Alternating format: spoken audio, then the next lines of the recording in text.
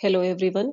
आज हम स्टार्ट कर रहे हैं ऑडिटिंग में चैप्टर 1 इंट्रोडक्शन पार्ट 2। आज हम डिस्कस करेंगे accountancy is a necessity while auditing is a luxury. यहाँ पर सम एक्सपर्ट्स कहते हैं कि अकाउंटेंसी क्या है, नेसेसिटी है, और सम एक्सपर्ट्स कहते हैं कि ऑडिटिंग क्या है, लग्जरी है। तो यहाँ पर डिफरेंट व्यूज है डिफरेंट पर्संस के। तो accountancy is a necessity. Necessity means होता है कि जो आइटम्स है या थिंग्स है जो आप इंसान की जिंदा रहने के लिए जरूरी होता है, तो उसको हम बोलते हैं नेसेसिटी। तो यहाँ पर ये कहा गया है कि अकाउंटेंसी क्या है, नेसेसिटी है। और नेसेसिटी की जो चीजें होती है वो क्या है, वर्किंग एफिशिएंसी को भी इफेक्टेड करती है। कुछ एक्सपर्ट्स क्या कहते हैं कि ऑडिटिंग क्या है, लग्जरी है। अब लग्जरी आइटम्स वो होती है जो इंसान के जिंदा रहने के लिए जरूरी नहीं है। यानी नेसेसिटी तो क्या है, नेसेसिटी की तो ह्यूमन लाइफ के लिए रिक्वायरमेंट है, लेकिन लग्जरी आइटम्स की इतनी रिक्वायरमेंट नहीं होती है। Accountancy as a necessity. तो यहाँ पर कुछ आर्ग्यूमेंट्स है जो फेवर करते हैं अकाउंटेंसी के बारे में। जब बिजनेसेस स्मॉल थे, एम्प्लॉयज कम थे वहां पर, तो उन केसेस में अगर हम बात करें तो वहां पर अकाउंटिंग की रिक्वायरमेंट नहीं थी, और अकाउंटेंसी को उस टाइम पर लग्जरी कंसीडर किया जाता था।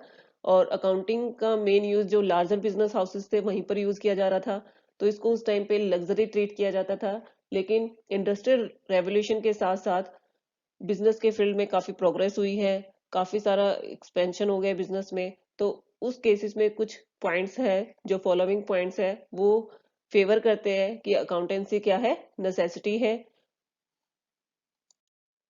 फर्स्ट है लिमिटेड मेमोरी पावर। अब जो ह्यूमन माइंड है उसके लिए पॉसिबल नहीं होता कि बिजनेस की जितनी भी ट्रांजेक्शन्स होती है वो उनको अपनी मेमोरी में स्टोर करके रख सके, क्योंकि लिमिटेड मेमोरी पावर होता है। इसलिए उसके लिए पॉसिबल ही नहीं होता कि उन सब चीजों को वो रिमेम्बर कर सके। तो जब बिजनेस में ट्रांजेक्शन बहुत ज्यादा हो जाती है तो यहाँ पर उन ट्रांजेक्शन्स को बुक्स ऑफ अकाउंट्स में रिकॉर्ड करना मैंडेटरी हो जाता है। सेकंड हम बात करें knowledge of actual position of the business. जब अकाउंटेंसी किया जाता है, ट्रांजेक्शन्स की रिकॉर्डिंग की जाती है, तो वहां पर बिजनेस की एक्चुअल पोजीशन क्या है वो पता चल जाता है कि बिजनेस को प्रॉफिट हो रहा है या लॉस हो रहा है। फाइनेंशियल जो पोजीशन है बिजनेस की वो क्या है। थर्ड है प्रूफ इन कोर्ट। अब जो भी बिजनेस मैन है वो अगर प्रॉपरली अपने अकाउंट्स को मेंटेन करके रखता है, तो जब भी इसकी रिक्वायरमेंट होती है तो कोर्ट में इसको एज ए एविडेंस प्रेजेंट किया जा सकता है। जैसे सपोज बिजनेस में कुछ पार्टीज है जिनके बीच में डिस्प्यूट हो जाता है, तो उस केसेस में वहां पर एज ए प्रूफ इनको कोर्ट में प्रेजेंट किया जा सकता है। नेक्स्ट है knowledge of debtors and creditors. अगर बिजनेस की जो भी ट्रांजेक्शन्स हैं उनसे बिजनेस को उसके वेरियस टाइप्स के डेटर्स है, क्रेडिटर्स है, उनके बारे में इंफॉर्मेशन पता चल जाती है। इससे वो क्या करते हैं, जब भी अगर कोई डेटर है पेमेंट नहीं कर रहा है, तो उस टाइम पर उनसे कोर्ट की हेल्प से इजीली रिकवरी की जा सकती है। Proof in case of insolvency. अगर किसी बिजनेस को कंटिन्यू लॉसेस हो रहे हैं और वो बिजनेस इस पोजीशन में है कि वो अपने क्रेडिटर्स की पेमेंट नहीं कर सकता, तो जो ओनर है बिजनेस का वो बुक्स ऑफ अकाउंट को कोर्ट में प्रेजेंट कर सकता है, और उसके बेसिस पर वो खुद को इंसॉल्वेंट डिक्लेयर करवा सकता है। अकाउंटेंसी की हेल्प से ही जो असेसमेंट ऑफ टैक्स है वो डिटरमाइन करना इजी हो जाता है, जिससे इनकम टैक्स, सेल टैक्स, जो भी वेरियस टाइप के टैक्सेस होते हैं, कंपनी या बिजनेस अपनी वो लाइबिलिटी डिटरमाइन कर सकता है।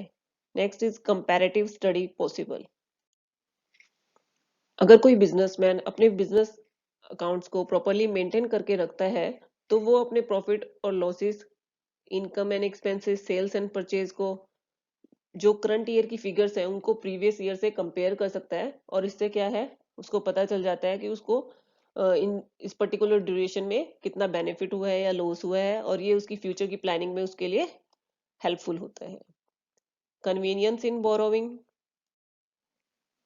एक बिजनेसमैन है, उसको फंड्स की रिक्वायरमेंट होती है टाइम टू टाइम, जिससे वो क्या है अपने बिजनेस को एक्सपेंड कर सकता है। तो एक्सपेंड करने के लिए उसको जो फंड्स चाहिए, तो उसके लिए वो बैंक और फाइनेंशियल इंस्टीट्यूशंस है, उनको अपनी बुक्स ऑफ अकाउंट्स को प्रेजेंट करके शो कर सकता है कि उसकी फाइनेंशियल पोजीशन क्या है, और इससे उसके लिए इजी हो जाता है फंड्स को बोरो करना। Helpful in sale of business, अगर किसी बिजनेसमैन ने अपने अकाउंट्स को प्रॉपरली मेंटेन करके रखा हुआ है तो तो उसके बेसिस पर जो भी वेरियस एसेट और लायबिलिटीज हैं उनका इवैल्यूएशन करना इजी हो जाता है, जो उसके लिए हेल्पफुल होता है अगर वो बिजनेस को सेल करना चाह रहा हो। सेफ्टी अगेंस्ट फ्रॉड, अगर कोई बिजनेस अपने अकाउंट्स को प्रॉपरली मेंटेन करके रख रहा है तो एम्प्लॉयज जो है वो मोरल प्रेशर में रहते हैं कि कंपनी के जो भी अकाउंट्स है प्रॉपरली मेंटेन किए जा रहे हैं, तो इसलिए वो वहां पर फ्रॉड करने से डरते हैं। Next is helpful in partnership, book keeping और अकाउंटेंसी पार्टनरशिप में भी हेल्पफुल होती है। इसके बेसिस पर जो गुडविल का वैल्यूएशन है वो इजी हो जाता है, जिससे कोई भी पार्टनर अगर न्यू पार्टनर एंटर कर रहा है फर्म में, या कोई रिटायरमेंट ले रहा है, या किसी पार्टनर की डेथ हो जाती है, या डेजोलेशन हो रहा है उस पार्टनरशिप फर्म का, तो उसमें ये अकाउंटेंसी और बुक कीपिंग काफी हेल्प करता है। Next is source of business information, accountancy और बुक कीपिंग क्या है, इंपॉर्टेंट इंफॉर्मेशन प्रोवाइड करते हैं वेरियस पार्टीज को, like manager, lender, investor, partner, shareholder and worker जो उस ऑर्गेनाइजेशन में काम कर रहे हैं। Next is audit as a luxury, some peoples audit को लग्जरी कंसीडर करते हैं, इसलिए वो जो फॉलोइंग आर्ग्यूमेंट्स है वो ऑडिट एज ए लग्जरी के फेवर में है। फर्स्ट है misuse of money, misuse of money कैसे है यहाँ पर कि जब कंपनी या कोई भी बिजनेस है ऑडिट करवाना चाह रहा है तो वहां पर उनको ऑडिटर को अपॉइंट करना पड़ता है, और ऑडिटर कौन होता है, चार्टर्ड अकाउंटेंट।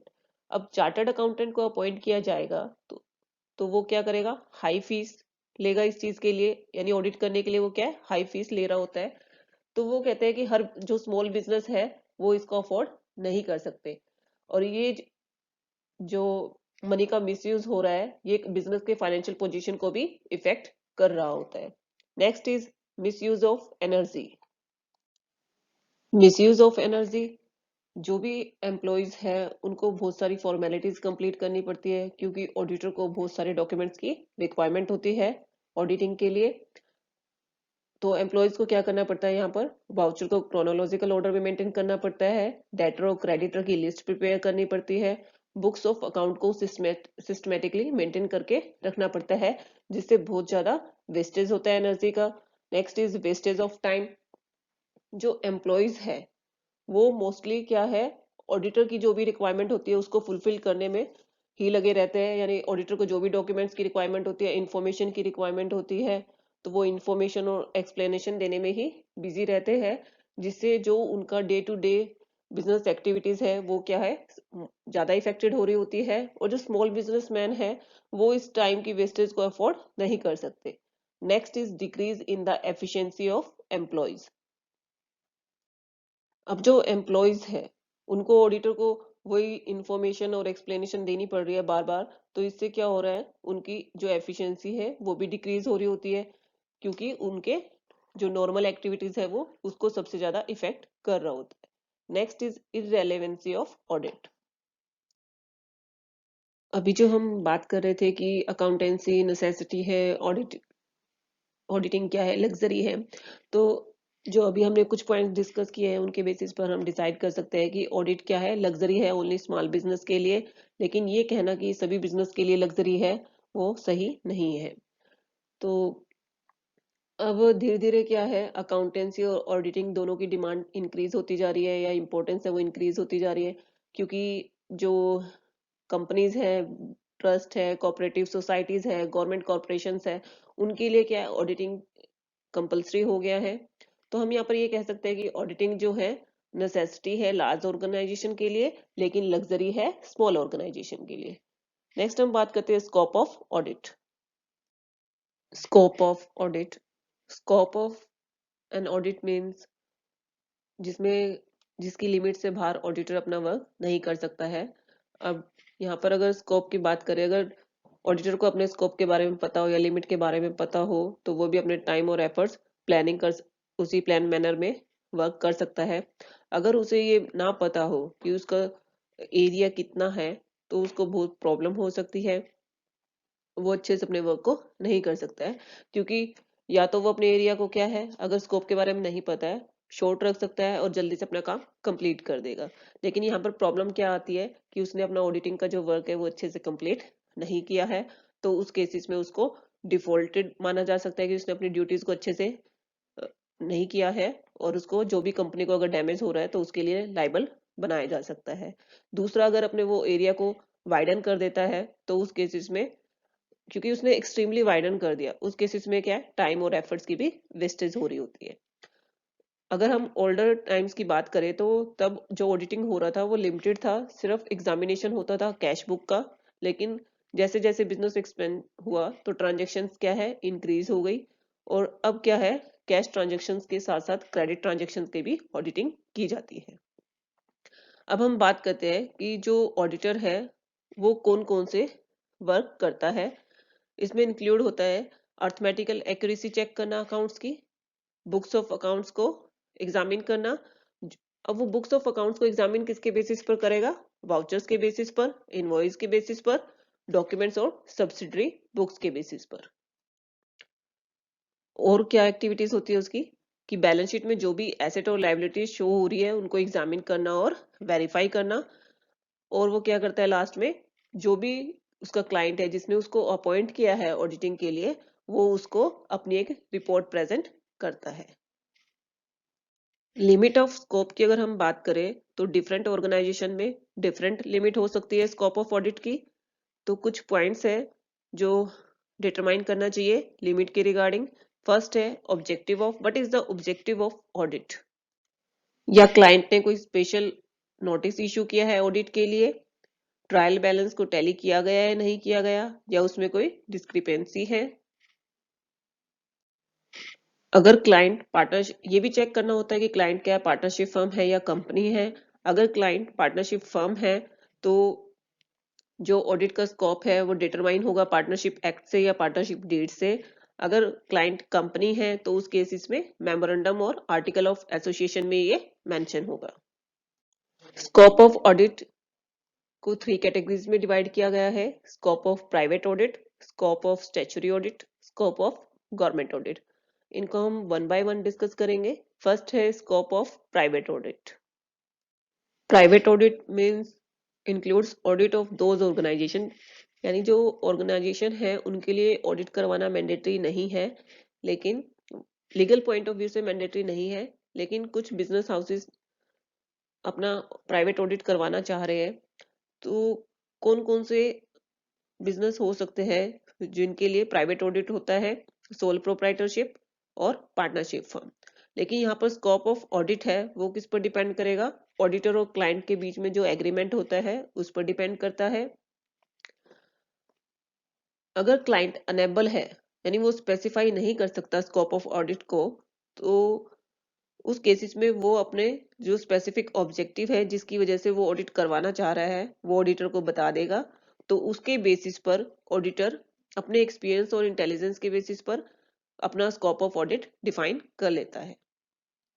अगर पार्टनरशिप फर्म है तो उस केसेस में वो पार्टनरशिप डीड और पार्टनरशिप एक्ट के बेसिस पर भी अपना स्कोप का स्कोप का डिसाइड कर सकता है।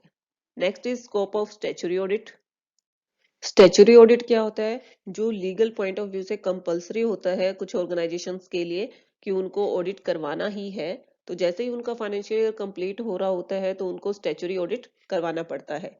जैसे कंपनीज है, पब्लिक ट्रस्ट है, बैंक है, इंश्योरेंस कंपनीज है, इनके लिए मैंडेटरी होता है। तो कंपनीज एक्ट में इनके लिए मैंडेटरी क्यों किया गया है, क्योंकि जो भी ओनर है, शेयर होल्डर्स है, वो कंपनी में प्रॉपरली मैनेज नहीं कर रहे होते, वो अपने बिहाफ पर बोर्ड ऑफ डायरेक्टर्स को और मैनेजमेंट को अपॉइंट करते हैं जो कंपनी को मैनेज करते हैं। तो उनको बिजनेस में क्या चल रहा है इन एक्टिविटीज के बारे में इंफॉर्मेशन नहीं होती, तो वो ऑडिटर को अपॉइंट करते हैं ताकि वो उनको बिजनेस की एग्जैक्ट फाइनेंशियल पोजीशन क्या है या अदर एक्टिविटीज क्या है उनके बारे में इंफॉर्मेशन मिल सके। लेकिन कंपनीज एक्ट में ये डिसाइड तो हो गया कि स्टैच्यूटरी ऑडिट होना चाहिए कंपनीज के लिए, लेकिन यहाँ पर भी क्या है, जो स्कोप ऑफ ऑडिट है वो डिफाइन नहीं किया गया है। एक्ट में भी सिर्फ यही मेंशन किया गया है कि जो ऑडिट का एम है वो डिसाइड किया गया है। अब यहाँ पर भी क्या है, ऑडिटर को एम ऑफ जो ऑडिट का एम है उसके बेसिस पर ही अपना स्कोप ऑफ ऑडिट डिफाइन करना पड़ता है। Next is scope of government audit. Next हम बात करते हैं गवर्नमेंट ऑडिट की। तो गवर्नमेंट ऑडिट में क्या होता है, गवर्नमेंट के वेरियस डिपार्टमेंट और कॉर्पोरेशंस हैं जिनको गवर्नमेंट ऑडिट करवाती है। तो इस ऑडिट को क्या कहा जाता है, गवर्नमेंट ऑडिट कहते हैं। इंडिया में जो इंडिया में क्या होता है कि प्रेसिडेंट अपॉइंट करता है कैग को। कैग क्या है, controller and auditor general of India, जो गवर्नमेंट के वेरियस डिपार्टमेंट और कॉर्पोरेशंस हैं उनके अकाउंट्स को ऑडिट करता है। और ऑडिट करने के बाद वो अपनी एग्जामिनेशन की एक रिपोर्ट गवर्नमेंट ऑफ इंडिया को प्रेजेंट करता है। ये तो सेंट्रल लेवल पर होता है, लेकिन अगर हम स्टेट गवर्नमेंट की बात करें तो स्टेट गवर्नमेंट के भी अपने ऑडिट डिपार्टमेंट होते हैं जो डिफरेंट डिपार्टमेंट्स और कॉर्पोरेशन हैं उनको एग्जामिन करता है और अपनी रिपोर्ट सबमिट करते हैं। Thank you.